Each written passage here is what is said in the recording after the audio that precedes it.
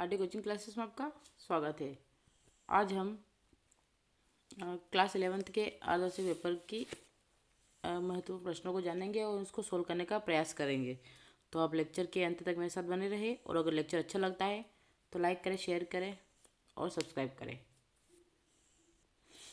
पहला प्रश्न है सिस्टेमा नेचुरी पुस्तक के लेखक। तो सिस्टेमा नेचुरी पुस्तक के लेखक कौन है? तो ये तो सब जानते हैं कौन है, कैरोलस लिनियस। फिर नेक्स्ट क्वेश्चन है 5 जगत वर्गीकरण में विषाणुओं को किस जगत में वर्गीकृत किया गया है? तो 5 जगत वर्गीकरण में विषाणुओं को किस जगत में? तो मोनेरा, जीवाणु, पोटिस्टा किसी जगत में नहीं, तो किसी में नहीं किया गया है। तो क्या आंसर आएगा? किसी में नहीं। तो क्या पृथ्वी पर सबसे अधिक प्रकाश संश्लेषण होता है? पृथ्वी पर सबसे अधिक प्रकाश संश्लेषण होता है, कहाँ पे होता है? तो शिवालों द्वारा। मूल रोम जड़ के किस भाग में पाए जाते हैं? बताएं, मूल रोम जड़ के किस भाग में पाए जाते हैं? तो इसका आप आंसर साथ में बताते रहे ना। कहाँ पाए जाते हैं मूल रोम? मूल रोम जड़ के किस भाग में पाए जाते हैं? तो मेरिस्टेमेटिक क्षेत्र में। कहाँ पे? मेरिस्टेमी क्षेत्र में। पौधों की जड़ों से जल खनिज लवणों का परिवहन किस ऊतक द्वारा होता है? क्या क्वेश्चन है कि पौधों की जड़ों से जल एवं खनिज लवणों का परिवहन किस ऊतक द्वारा होता है? तो किस द्वारा होता है? जाइलम ऊतक द्वारा। फिर नेक्स्ट क्वेश्चन है मेंढक किस वर्ग किससे संबंधित है? तो मेंढक आता है एम्फीबिया से। ये आपके सही विकल्प चुनकर लिखे वाले क्वेश्चन सारे हो गए हैं, एक बार आप देख लीजिएगा। ठीक है, नेक्स्ट क्वेश्चन है IUCN का पूरा नाम। क्या क्वेश्चन है? ICBN का पूरा नाम। तो हम लिख लेते हैं ICBN का पूरा नाम क्या है। यहाँ पे लिख देती हूँ मैं ना, आप लिख लीजिएगा। पूरा नाम क्या है?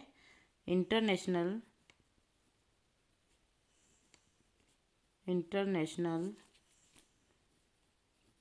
Code of botanical nomenclature.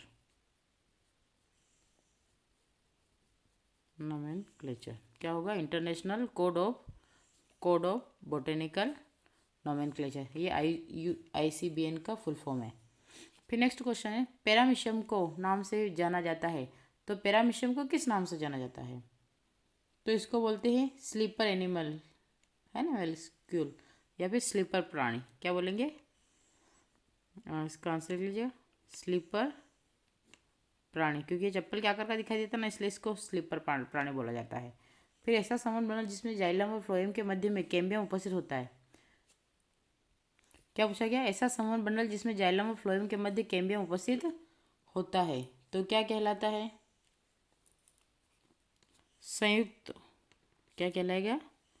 संयुक्त भी बोल सकते हैं, या फिर कोलेट्रल संवहनी बंडल भी बोल सकते हैं। क्या बोलेंगे? संयुक्त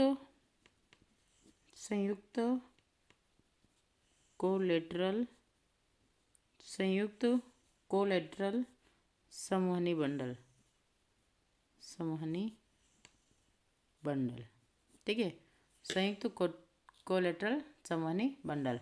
फिर आता मेंढक का लार्वा, तो किस नाम से जाना था? ये सही है, टेडपोल। फिर प्रोटीन निर्माण संबंधित तो कोशिका, राइबोसोम। क्या आएगा? राइबोसोम को प्रोटीन फैक्ट्री भी कहा जाता है और राइबोसोम प्रोटीन निर्माण से संबंधित होता है। फिर कुछ प्रोटीन की वह संरचना जिसमें एक से अधिक पॉलीपेप्टाइड पाए जाते हैं, तो क्या कहलाती है? चतुर्थक संरचना वाले प्रोटीन कहलाते हैं। क्या कहलाते हैं? हाँ, क्वाटरनरी लिखा, ये भी सही है, क्वाटरनरी को भी सही बोलेंगे। और यहाँ पे लिख देंगे उसने ये बोला ना, कुछ प्रोटीन की वह संरचना जिसमें एक से अधिक पॉलीपेप्टाइड पाए जाते हैं, क्या कहलाते हैं? तो इसको बोलेंगे चतुर्थक, हिंदी में चतुर्थक संरचना वाले प्रोटीन। ठीक है, क्योंकि प्रोटीन तो ही सही प्रोटीन कहलाते हैं। अब नेक्स्ट क्वेश्चन है आपका सत्य असत्य, है ना। क्या क्वेश्चन है? सत्य असत्य। तो आलू, टमाटर तथा बैंगन अलग अलग जातियां हैं लेकिन वंश सोलेनम है। क्या क्वेश्चन है? आलू, टमाटर तथा बैंगन अलग अलग जातियां हैं लेकिन वंश सोलेनम है। तो ये सत्य है असत्य है? ये सत्य है, क्योंकि वंश इनका अलग अलग है। मेंढक के मस्तिष्क में 10 जोड़ी कपाल तंत्रिका निकलती है। नहीं, असत्य है। असत्य है।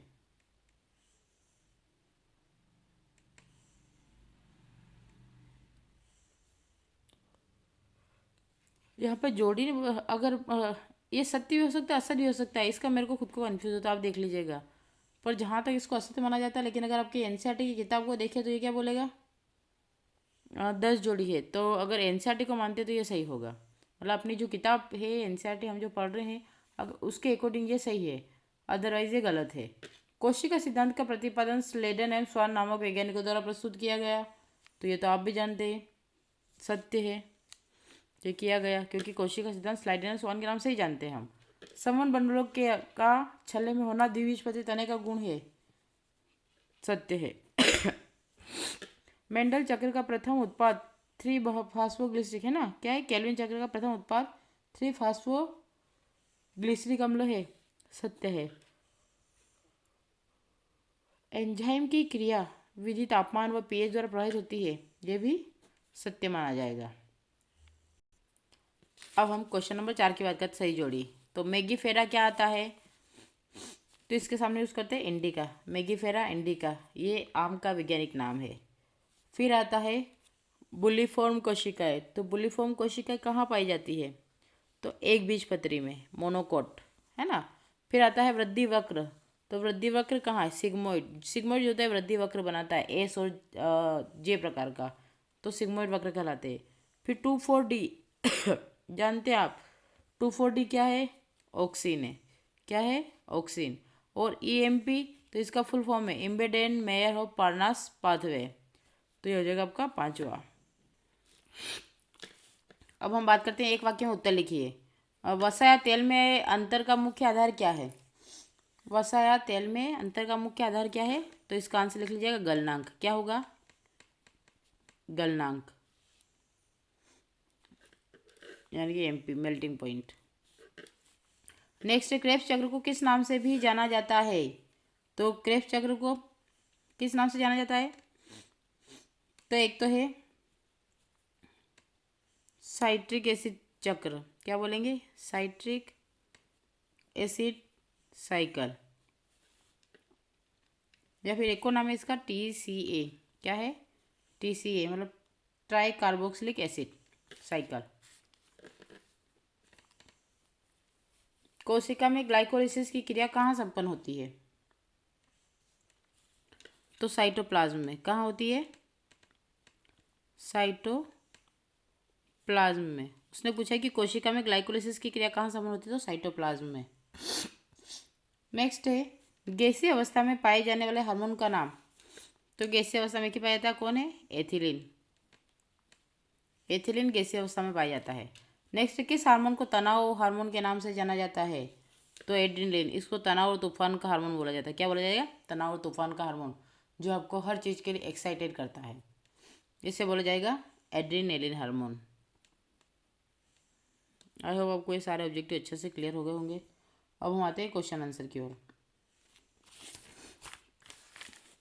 आपका पहला प्रश्न, जीवाणु में विखंडन विधि का चित्र बनाइए, तो ये मैं आपको फिर बता दूंगी, क्योंकि सबसे पहले इसमें DNA प्रतिकृति बनेगी, फिर कोशिका लंबी होगी, फिर मध्य झिल्ली बनेगा, तो ये होगा तो मैं आपको नेक्स्ट लेक्चर में करा दूंगी। तो अभी के लिए, या फिर आप अपनी बुक से कर लीजिए NCERT से। देखो क्वेश्चन में पूछा था कि जीवाणु में विखंडन विधि का चित्र बनाइए, तो जीवाणु में विखंडन विधि का चित्र आप इस प्रकार से बना सकते हैं, बाइनरी फिजन ऑफ बैक्टीरिया, ये पे यहाँ पे आ जाएगा आपका सेल वॉल, ये आ जाएगा सेल मेम्ब्रेन, फिर आ जाएगा लोंगिटेटेड अनलॉक्ड, और उसके बाद फिर ये नेक्स्ट वाला, बस ये विखंडन बताना आपको, और कुछ नहीं करना है, और लास्ट में ये वाला, ठीक है। तो ये इतना कर लेंगे तो आपके लिए काफ़ी होगा, एक बार देख लीजिएगा। अब मैंने आपको चित्र बना दिया, वैसे चित्र ही पूछा था, लेकिन कभी पूछ ले तो ध्यान रखिएगा कि जीवाणु में विखंडन द्विविभाजन विधि का चित्र बनाने के लिए पहले एक जीवाणु कोशिका बनाए, उसके बाद DNA प्रतिकृति दिखाए, फिर कोशिका के बीच में एक विभाजन रेखा बनाए, और अंत में 2 अलग अलग नई संतति कोशिकाओं को दर्शाए। अगर चित्र बनाने के प्रक्रम की बात करें तो देखिए क्या बना रखा है कि एक कोशिका बनाए, सबसे पहले जीवाणु की एक सामान्य कोशिका बनाए, आप इसे छड़ या गोल आकार दे सकते हैं। फिर दूसरा क्या है, डीएनए को अलग करें। कोशिका के अंदर आनुवंशिक पदार्थ को दर्शाएं। इस बिंदु पर डीएनए की प्रतिलिपि बनाना शुरू करें। फिर कोशिका का विस्तार करें। तो कोशिका को थोड़ा लंबा होने दे। अब आप देखेंगे कि डीएनए की दोनों प्रतियां, है ना, डीएनए की दोनों प्रतियां कोशिका के विपरीत छोरों पर चली जा गई। फिर आता है विभाजन रेखा खींचे। तो कोशिका के ठीक मध्य में एक रेखा खींचे। यह रेखा कोशिका भित्ति के भीतर से बाहर की ओर अभिकेंद्र की दिशा में बनेगी। और लास्ट है, दो नई कोशिकाएं बनाए। यह विभाजन रेखा को पूरा करके दो अलग अलग कोशिकाएं बनाए, जिनमें से प्रत्येक में अपना डीएनए और कोशिका द्रव्य होता है। ये मैंने बता दिया है। एक बार मैं चित्र बता देती हूँ। एक बार आप चित्र को देख लीजिए, बाइनरी फिजन। तो ये इस टाइप से दे रखा है इसको, और लास्ट में दो भागों में डिवाइड हो जाता है। ठीक है। अब नेक्स्ट क्वेश्चन है, दो खाने योग्य मशरूम के नाम। तो दो खाने योग्य मशरूम के नाम ये रहे, आप बता दीजिएगा। ये रहे दो खाद्य शैवालों के नाम। तो शैवाल को ही मशरूम बोला जाता है। तो एक तो लेमिनेरिया और दूसरा है पोरफायरा। क्या आएगा, लेमिनेरिया और पोरफायरा। ये आर्ट लिखा है ना, क्या लिखा है, लेमिनेरिया और पोरफायरा। नेक्स्ट क्वेश्चन, पौधों में जड़ के कार्य किए। तो पौधों में जड़ के कार्य क्या होते हैं, डायरेक्ट बता देती हूँ मैं। देखो, पौधों में जड़ के दो कार्य पूछा। पौधों में जड़ के दो कार्य, तो पहला है जल एवं खनिजों का अवशोषण करना और पौधे को मिट्टी में स्थिर रखना। ये दो आ गए पौधों के जड़ों के कार्य, है ना। नेक्स्ट क्वेश्चन है, पर्ण विन्यास को स्पष्ट कीजिए। तो एक बार पर्ण विन्यास भी देख लेते हैं। पर्ण विन्यास क्या होता है। ये आपका पर्ण विन्यास है। पत्तियों की व्यवस्था तने या शाखा पर जिस प्रकार होती है उसे पर्ण विन्यास कहते हैं। यह प्राय दो प्रकार का होता है, एक समानांतर विन्यास और दूसरा होता है जालिकी विन्यास। इसे बोलते हैं पर्ण विन्यास। ठीक है। ये क्वेश्चन नंबर 7 का अथवा। नेक्स्ट क्वेश्चन है क्वेश्चन नंबर 8वां। तो क्वेश्चन नंबर 8वें में क्या पूछा, अनुहरण को स्पष्ट कीजिए। अनुहरण मतलब मिमिक्री, किसी की नकल उतारना। तो किसी जीव की वह विशेषता जिसके द्वारा वह दूसरे जीव जैसा दिखकर अपने को शत्रु से बचाता है, उसे अनुहरण, अनुरूपण, मिमिक्री कहते हैं। ठीक है। फिर 8 का अथवा है, शीत निष्क्रियता को स्पष्ट कीजिए। शीत निष्क्रियता क्या होती है। तो हम दो दो नंबर के हिसाब से देख रहे, तो हम ज़्यादा बड़ा नहीं करेंगे। सर्दियों में कुछ जीवों में चयापचय क्रियाओं का धीमा पड़ जाना तथा लंबे समय तक गहरी नींद जैसी अवस्था में रहना शीत निष्क्रियता कहलाता है। Next question, question number 9। Question number 9 है, अमीनो अम्ल के मुख्य प्रकार लिखिए। तो अमीनो अम्ल दो प्रकार के होते हैं, एक होता है आवश्यक अमीनो अम्ल, दूसरा होता है अनावश्यक अमीनो अम्ल। अब बात करते हैं क्वेश्चन नंबर 9 के अथवा की। प्रोटीन के दो मुख्य कार्य। तो प्रोटीन के दो मुख्य कार्य, एक तो विकास एवं ऊतक निर्माण, दूसरा है एंजाइम, हार्मोन एवं प्रतिरक्षा तंत्र का निर्माण। ये दो इसके मुख्य कार्य है। अब क्वेश्चन नंबर 10वां, साइटोकाइनेसिस को स्पष्ट कीजिए। तो कोशिकीय विभाजन के बाद कोशिका द्रव्य के दो भागों में विभाजित होने की प्रक्रिया को साइटोकाइनेसिस कहते हैं। इससे दो नई पुत्री कोशिकाएं बनती है। तो इससे क्या होता है, दो नई पुत्री कोशिकाएं बनती है और इसे बोलते हैं साइटोकाइनेसिस। फिर आता है 10 का अथवा, केंद्रीय विभाजन। केंद्रीय विभाजन को स्पष्ट कीजिए। तो केंद्रीय विभाजन, कोशिका विभाजन में नाभिक का विभाजन कैरियोकाइनेसिस कहलाता है। यह 4 चरणों में पूरा होता है। एक होता है प्रोफेज, दूसरा होता है मेटाफेज, तीसरा होता है एनाफेज और फिर होता है टीलोफेज। ठीक है। ये आपका हो गया क्वेश्चन नंबर 10 के अथवा तक। अब बात करते हैं अगले क्वेश्चन की। अब यहाँ पे हम 1 बाय 1 देखेंगे। प्रकाश संश्लेषण परिभाषित कीजिए, है ना। ये क्वेश्चन है आपके, क्या क्या है, प्रकाश संश्लेषण को परिभाषित कीजिए, फिर रसोप्रसरण परिकल्पना की लिखिए। तो मैं यहाँ पे सारे आपको 1 बाय 1 समझा देती हूँ। ये भी आप देख लीजिएगा दो दो नंबर के हिसाब से, इसलिए मैं ज़्यादा इस पर प्रेशर नहीं लगा रही हूँ। देखो, क्वेश्चन नंबर 11 क्या है, प्रकाश संश्लेषण को परिभाषित कीजिए।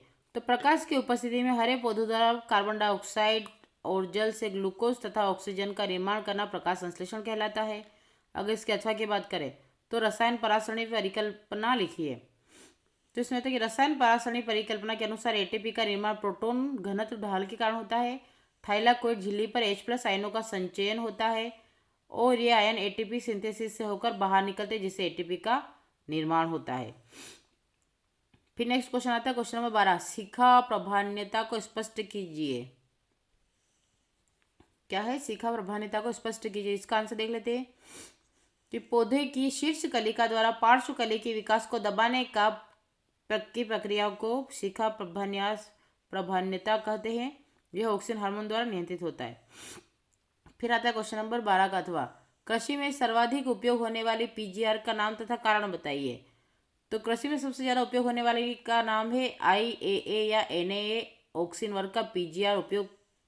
उपयोग के कारण पूछ लेते हैं। तो सबसे ज़्यादा कलमों में जड़ बनने हेतु, यानी कि जो कलम लगाते हैं आप उसके जड़ बनने के लिए, दूसरा फल गिरने को रोकने के लिए, तीसरा बिना बीज वाले फल प्राप्त करने के लिए, और चौथा है कटिंग और ग्राफ्टिंग में व्यापक उद्योग के लिए। अब हम बात करते हैं क्वेश्चन नंबर 13 की। जिम्नोस्पर्म तथा एंजियोस्पर्म में 3 बिंदुओं के आधार पर भेद कीजिए। तो देखो, पहला क्या आपका जिम्नोस्पर्म और एंजियोस्पर्म, तो बीज नग्न होते हैं, इसमें बीज फल के अंदर सुरक्षित रहते हैं, है ना। इसमें क्या होता है, इसमें क्या बोला कि बीज नग्न होते हैं और इसमें बीज फल के अंदर सुरक्षित रहते हैं। फिर नेक्स्ट क्वेश्चन है, नलिकाएं सामान्यतः नहीं होती है और इधर नलिकाएं सामान्यतः अच्छी तरह विकसित होती है। फिर नेक्स्ट क्वेश्चन है, नेक्स्ट तीसरा पॉइंट है, परागण प्राय पवन द्वारा होता है और इसमें परागण कीट, वायु या जल द्वारा होता है। अब बात करते हैं क्वेश्चन नंबर 13 के अथवा की। इसमें पूछा लीवरवट या मांस में 3 अंतर लिखिए। तो आप टेबल बना लीजिएगा। लीवरवट और मांस, तो अविकसित थैलस रूपी शरीर, पहला क्या है, अविकसित थैलस रूपी शरीर, और मांस का पत्तीदार तना स्पष्ट। फिर आता है राइजोइड एक कोशिकी और राइजोइड बहुकोशिकी। कैप्सूल में ओपकुलम नहीं है और कैप्सूल में ओपकुलम या पेरिस्टोम होता है। ये आपके 3 आंसर हो जाएंगे। अब बात करते हैं नेक्स्ट क्वेश्चन की। एक बीजपत्री तने की अनुप्रस्थ काट का नामांकित चित्र बनाइए। तो ये मैं आपको इसमें दिखा देती हूँ। चित्र दिखाने से पहले मैं आपको क्वेश्चन नंबर 14 का अथवा बता देती हूँ कि यदि पत्ती में जालिका और सिराविन्यास मिलता है तो यह किस प्रकार के पौधे में पाया जाता है। तो द्विबीजपत्री पौधे में पाया जाता है, इसका आंसर है। और इसके तने में संवहनी बंडलों की व्यवस्था किस प्रकार होती है, इसका आंसर, तो वृत्ताकार क्रम में व्यवस्थित संवहनी बंडल पाए जाते हैं। अब हम बात करते हैं चित्र की। यह आपका एक बीजपत्री तने की अनुप्रस्थ काट का नामांकित चित्र, मतलब ये सूर्यमुखी के तने का नामांकित चित्र है। तो आप देख लीजिए। सबसे पहले आपका क्या आता है, सबसे पहले आता है रूट हेयर, फिर आता है एपिडर्मिस, ये वाली जो ऊपर लेयर होती है एपिडर्मिस कहलाती है। उसके बाद ये वाला जो होता है ये कोलेन काइमेट से हो जाते हैं, जो डो डो डो देखे। उसके बाद फिर ये वाला जो यहाँ का जो हिस्सा होता है ये कॉर्टेक्स होता है, इसके अंदर रेजिन डस्ट होता है। और इसी के नीचे फिर यहाँ पे जो होता है, क्योंकि यहाँ पे एपिडर्मिस तो यहाँ पे एंडोडर्मिस। फिर यहाँ पे ये जो आता है ये इसके अंदर जो छोटे छोटे छेद इनको बोलते हैं पेरिसाइकिल। फिर आता है आपका फ्लोएम, फिर कैम्बियम, फिर मेटाजाइलम, फिर प्रोटोजाइलम, फिर मेड्यूलरी रेज। और लास्ट में आप नाम लिख दीजिएगा इसका, सूर्यमुखी के तने के अनुप्रस्थ काट का क्षेत्रफल। नेक्स्ट क्वेश्चन है, जंतु कोशिका पादप कोशिका में 3 अंतर लिखे। तो ये तो आप तो 9th से ही पढ़ते आ रहे हैं, तो आप अपने हिसाब से कर लीजिएगा। फिर आता है प्रोकैरियोटिक यूकैरियोटिक कोशिका में कोई 3 अंतर, तो ये भी एक बार देख लीजिए, वैसे तो आता रहता है ये भी। ये आ गया आपका क्वेश्चन नंबर 15 का अथवा। तो देख लीजिए कितना बड़ा है प्रोकैरियोटिक यूकैरियोटिक में अंतर। तो आप अपने को आपको जितना उचित लगे आप उसमें से कर लीजिएगा। अगर मैं करने के तो लेक्चर बहुत लंबा हो जाएगा और हमारे पास इतना समय नहीं है। ओके, तो आप देख लीजिएगा, मैंने आपको सारे पॉइंट बता दिए हैं 1 बाय 1। आप इसको अच्छे से देख के क्लियर कर लीजिएगा। अब बात करते हैं नेक्स्ट क्वेश्चन की। नेक्स्ट क्वेश्चन है, किण्वन की क्रिया को स्पष्ट करते हुए इसके 2 महत्व लिखिए। ये आपका क्वेश्चन क्या है, क्वेश्चन नंबर 16 है। किण्वन की क्रिया को स्पष्ट करते हुए इसके 2 महत्व लिखिए। तो इसको देख लेते हैं एक बार कि किण्वन की क्रिया होती है। देखो, ये इसका आंसर है। क्या पूछा गया है, तो इसको देख लीजिए आप। किण्वन साहब इसका महत्व, तो किण्वन अनोक्सी श्वसन में से मिलती जुलती प्रक्रिया है जिसमें सूक्ष्म जीवों की सहायता से जटिल कार्बनिक पदार्थों का सरल यौगिकों में विघटन होता है तथा CO2 के साथ एथिल अल्कोहल एवं कभी कभी दूसरे कार्बनिक पदार्थ जैसे एसिटिक अम्ल, लैक्टिक अम्ल, ब्यूटेरिक अम्ल, ऑक्जेलिक अम्ल आदि बनते हैं। अगर महत्व की बात करें तो इस क्रिया का उपयोग बियर, विस्की आदि बनाने में किया जाता है। सिरका बनाने में भी इसका उपयोग किया जाता है। फिर किण्वन द्वारा जंतुओं की खाल से चमड़ा तैयार किया जाता है। चाय एवं तंबाकू की पत्तियों की कड़वाहट दूर करने और इन्हें विशेष सुगंध किण्वन की क्रिया द्वारा ही दी जाती है। अब बात करें 16 के अथवा की। 16 का अथवा क्या है, श्वसन की क्रिया को प्रभावित करने वाले कारक। तो ये आप बुक में मिलेगा, तो आप देख लीजिएगा। उसका नेक्स्ट आता है संघ इकाई नम्रता के प्रमुख लक्षण व इसके 2 उदाहरण लिखिए। देख ही लेते हैं हम ये भी, श्वसन की क्रिया को प्रभावित करना 16 का अथवा वाला है ना, प्रभावित करने कारक। तो आपको इस प्रकार से श्वसन की क्रिया को प्रभावित करने वाले 3 प्रमुख कारक निम्नलिखित है। सबसे पहले आता है आपका तापमान। तो तापमान प्रभावित करता है। उचित तापमान पर एंजाइम सक्रिय रहते हैं और श्वसन की दर बढ़ती है। क्या बोला गया है कि उचित तापमान पर एंजाइम सक्रिय रहते हैं और श्वसन की दर बढ़ जाती है। बहुत अधिक या बहुत कम तापमान श्वसन को कम कर देता है। नेक्स्ट क्वेश्चन है ऑक्सीजन की उपलब्धता। ऑक्सीजन की कमी होने पर श्वसन की दर घटती है और एनएरोबिक अवायवीय श्वसन शुरू हो जाता है। ऑक्सीजन अधिक होने पर श्वसन की दर बढ़ जाती है। फिर जल की मात्रा। कोशिका के एंजाइम और चयापचय क्रियाओं के लिए पर्याप्त जल आवश्यक है, कम जल में श्वसन की दर कम हो जाती है। ठीक है, ये हो गया आपका क्वेश्चन नंबर 16 का अथवा। अब हम बात करते हैं क्वेश्चन नंबर 17 की। अब बात करते हैं क्वेश्चन नंबर 17 की, संघ इकाइनोडर्मिटा के प्रमुख लक्षणों 2 उदाहरण दीजिए। तो देखो यहाँ पे दे रखा है संघ इकाइनोडर्मिटा, तो आप एक बार इसको देख लीजिए, क्योंकि ये पूछा है शरीर इकाइनोडर्मिटा के लक्षण। तो शरीर अरी सममित वाला होता है, शरीर भुजाओं में बटा होता है तथा इनकी त्वचा बाह्य त्वचा पर कंटिका पाई जाती है, जैसे एस्टेरियास या कुकुमेरिया। उसके बाद नेक्स्ट क्वेश्चन है आपका, किसी समुद्री जीव का शरीर कांटेदार है और जल वाहिनी तंत्र मौजूद, यह जीव किस संघ का है और यह तंत्र किस कार्य में मदद करता है। चलिए इसका आंसर लिख लीजिएगा कि इकाइनोडर्मिटा होता है, क्योंकि जो कांटेदार वगैरह होते हैं जो जल में रहने वाले होते हैं उसमें ये इकाइनोडर्मिटा संघ होता है। अब इसके कार्य देख लेते हैं हम, क्योंकि इसके जल वाहिनी तंत्र के इसने कार्य पूछे हैं। तो हम देख लेते हैं सबसे पहले गमन, कि ट्यूब फीट की सहायता से जीव चलने फिरने का कार्य करता है। दूसरा खाद्य ग्रहण, ट्यूब फीट भोजन को पकड़ने और पेट तक ले जाने में मदद करते हैं। फिर श्वसन, जल वाहिनी तंत्र गैस विनिमय में भी सहायक होता है। और लास्ट है परासरण और परासरण और परिसंचरण। तो शरीर में जल संतुलन और पोषक द्रव्यों को आंतरिक परिवहन इसी द्वारा होता है। यह हो गया आपका क्वेश्चन नंबर 17 का अथवा। अब हम बात करते हैं क्वेश्चन नंबर 18 की। क्वेश्चन नंबर 18 है, असीमाक्स और ससीमाक्स पुष्क्रम में कोई चार अंतर। तो ये देखिए, ये दे रखा है आपको, इसको अच्छे से समझे। असीमाक्स और ससीमाक्स पुष्क्रम में चार अंतर। तो इस पुष्क्रम में मुख्य अक्ष की वृद्धि निश्चित होती है और इस पुष्क्रम में मुख्य अक्ष की वृद्धि अनिश्चित होती है। इसमें पुष्प अक्ष के पार्श्व भाग से निकलते हैं और इसमें पुष्पक्रम में पुष्प हमेशा शीर्ष से निकलते हैं। इस पुष्पक्रम में पुष्प अग्राभिही वर्धी क्रम में विकसित होते हैं और इस पुष्पक्रम में पुष्प तलाभिसारी क्रम में विकसित होते हैं। इस पुष्पक्रम में पुष्पों के विकास का क्रम किनारे से भीतर की ओर होता है और इस पुष्पक्रम में पुष्पों के विकास का क्रम केंद्र से परिधि की ओर होता है। ये इसका आंसर है। अब हम बात करते हैं क्वेश्चन नंबर 18 के अथवा की, एक लिंगी व उभयलिंगी पुष्प में कोई चार अंतर। क्या क्वेश्चन पूछा गया है 18 का अथवा।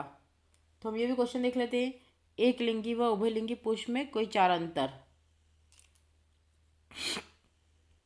तो हम बात करते हैं क्वेश्चन नंबर 18 के अथवा की, एक लिंगी पौधे और उभयलिंगी पौधे। तो इसमें ठीक है क्या है, इसमें नर और मादा पुष्प अलग अलग होते हैं। एक लिंगी की बात करें तो क्या होता है एक लिंगी में, कि नर और मादा अलग अलग होते हैं और उभयलिंगी में इनमें एक ही पुष्प में नर और मादा भाग होते हैं। फिर पूछा गया कि परागकोश और अंडप अलग अलग फूलों में पाए जाते हैं और इधर परागकोश और अंडप एक ही फूल में पाए जाते हैं। फिर नेक्स्ट है, इनमें पर परागण, क्या बोला गया है, इनमें पर परागण की संभावना ज़्यादा होती है, इनमें स्व परागण की संभावना ज़्यादा होती है। फिर इसका एग्जाम्पल है पपीता, खीरा, मक्का, पाम आदि। उदाहरण इधर है गुलाब, है ना, क्या है, गुलाब, सरसों, हिबिस्कस, मटर आदि। यह हो गया क्वेश्चन नंबर 18 का अथवा। अब बात करते हैं क्वेश्चन नंबर 19 की। अब बात करते हैं क्वेश्चन नंबर 19 की, समसूत्री व अर्धसूत्री भजन कोशिका भजन में कोई चार अंतर लिखिए। तो ये भी देख लेते हैं एक बार। ये अंतर तो बहुत दे रखे समसूत्री भजन और सूत्री भजन में, लेकिन आप अपने हिसाब से देख लीजिएगा इसमें से। ठीक है, मैं आपको बता दूँ, आप खाली या तो चाहे तो स्क्रीनशॉट ले लीजिए या फिर डायरेक्टली नोट ही करें। नोट करें तो ज़्यादा बेटर रहेगा, क्योंकि हमें भी कुछ ना कुछ पढ़ने को मिलता है। तो जहाँ तक मेरा सजेशन है आप नोट करके ही चलें। और ये बाकी के पॉइंट है, आपको चार पूछा तो आप इसमें से चार दे दीजिएगा। नेक्स्ट क्वेश्चन की बात करते हैं। अब पूछा है कोशिका चक्र चित्रात्मक निरूपण। तो ये आपकी बुक में मिलेगा, तो आप बुक से कर लीजिएगा। कोशिका चक्र व चैप्टर का नाम ही है, कोशिका चक्र एवं कोशिका विभाजन वाले चैप्टर में आपको मिल जाएगा। अब बात करते हैं हम C3 और C4 पौधों में कोई चार अंतर। तो इसको देख लेते हैं एक बार। तो ये आंसर हो गया आपका C3 एवं C4 पथ में चार अंतर। तो देख लीजिएगा, ये इस पथ में CO2 का प्राथमिक ग्राही एक 5 कार्बन वाला यौगिक होता है। इस पथ में CO2 का प्राथमिक ग्राही एक 3 कार्बन वाला यौगिक PEP होता है। C3 पथ का संचालन CO2 की कम सांद्रता में मेसोफिल कोशिका में होता है। इस पथ का संचालन अत्यंत कम CO2 सांद्रता वाले मेसोफिल कोशिका में होता है। इस पथ में प्रथम स्थिरीकरण उत्पाद 3 कार्बन यौगिक 3 PGA होता है। इसमें प्रथम स्थिरीकरण उत्पाद 4 कार्बन वाला यौगिक ऑक्जेलो एसिटिक अम्ल होता है। C3 पथ का संचालन सभी वर्ग के पौधों में होता है, जैसे धान, गेहूं, आलू आदि। और पथ का संचालन केवल C4 पौधों में होता है, मक्का, बाजरा, चौलाई आदि। फिर बात करते हैं लास्ट क्वेश्चन, प्रकाश संश्लेषण की प्रकाशीय व अप्रकाशीय अभिक्रिया में कोई चार अंतर। तो ये भी देख लीजिए एक बार आप। क्या क्वेश्चन है, प्रकाश संश्लेषण की प्रकाशीय और अप्रकाशीय अभिक्रिया। तो एक बार इसको भी देख लीजिए आप, ये वाला आंसर। प्रकाश अभिक्रिया में प्रकाशी है ना, इसको देख लेते हैं। प्रकाशी क्रिया अप्रकाशी, तो इस क्रिया में प्रकाश की आवश्यकता होती है और इसमें प्रकाश की आवश्यकता नहीं होती। अप्रकाशी का मतलब ये होता है कि प्रकाश के बिना ही होती है। फिर इस क्रिया में प्रकाश का अवशोषण किया जाता है, इस क्रिया में प्रकाश का अवशोषण नहीं होता। इस क्रिया में ATPM NADPH2 का उत्पादन होता है, इसमें ATPM NADPH2 का उत्पादन नहीं होता, लेकिन अपेक्षाकृत कम होता है। यह क्रिया हरित लवक के ग्रेनम में होती है, यह क्रिया ग्रेनम के बाहर होती है। इस क्रिया में CO2 का स्थिरीकरण नहीं होता, इस क्रिया के द्वारा CO2 का स्थिरीकरण किया जाता है। इस क्रिया में जल का विघटन तथा O2 का उत्पादन होता है, और इसमें न ही जल का विघटन और न ही O2 का उत्पादन होता है। तो ये था आपका क्लास 11th का अर्धवार्षिक पेपर का पूरा सॉल्यूशन। आई होप आपको लेक्चर अच्छा लगा होगा, ठीक है। और और अगर मैंने कुछ कोशिका चक्र का चित्र का बोला तो वो आपसे बुक से कर लीजिएगा, क्योंकि वहाँ पे आपको बुक सबसे बेस्ट ऑप्शन है अगर आप डायग्राम की बात करें तो। बाकी तो मैंने बता ही दिया है, ठीक है। तो मिलते हैं नेक्स्ट लेक्चर में फिजिक्स के पेपर के सॉल्यूशन के साथ। तब तक आप केमिस्ट्री और बायोलॉजी के पेपर को सॉल्व करके रखें। Thank you for watching.